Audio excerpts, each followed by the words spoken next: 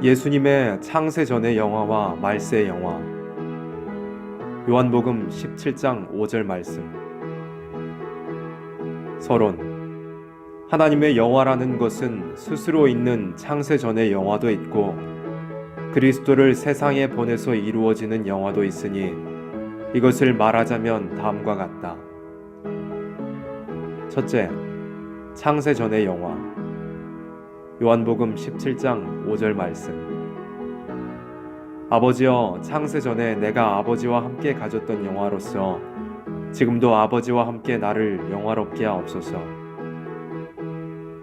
성경에서 창세기 1장의 태초와 요한복음 1장의 태초는 같은 태초가 아니다.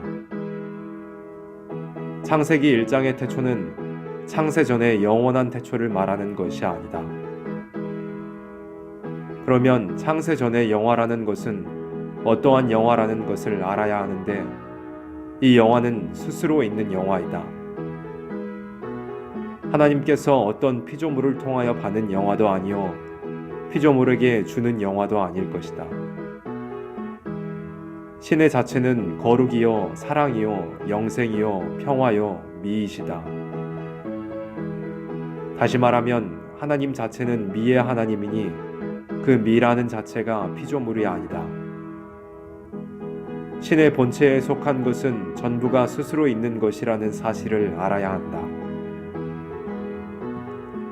둘째, 말세에 나타난 영화. 요한복음 12장 28절 말씀. 아버지여, 아버지의 이름을 영광스럽게 하옵소서 하시니 이에 하늘에서 소리가 나서 가로되 내가 이미 영광스럽게 하였고 또 다시 영광스럽게 하리라 하신대. 요한복음 17장 1절 말씀. 예수께서 이 말씀을 하시고 눈을 들어 하늘을 우러러 가라사대 아버지여, 때가 이르러 싸우니 아들을 영화롭게 하사 아들로 아버지를 영화롭게 하게 하옵소서. 예수님은 십자가를 앞에 놓고 손을 들고 하늘을 우러러 보면서 기도 중에 하신 말씀이 나를 영화롭게 하사 아버지를 영화롭게 하옵소서라고 하셨다. 그러면 창세 전의 아들과 말세에 나타난 아들은 인격적으로 다른 것이다. 다시 말하면 전에는 신성뿐인 아들이었으나 말세에 나타난 예수는 신성과 인성을 가진 아들이니 사람된 자격으로서 받는 영화를 말한 것이다. 사람된 자격의 영화라는 것은 만왕의 왕이 될 수 있는 영화이다. 십자가에서의 죽음으로 만민을 살릴 수 있는 인격은 신성뿐만 아니라 인성도 가진 인격이다. 그러므로 만물을 창조한 영화보다 더 놀라운 영화는 십자가의 승리로 이루어진 영화일 것이다.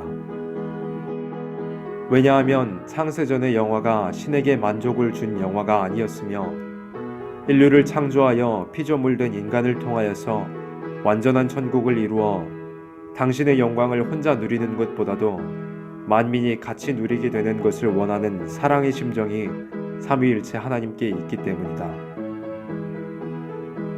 이 영화는 무형적인 영화보다도 실체적인 영화로 이루어지는 일이기 때문이다.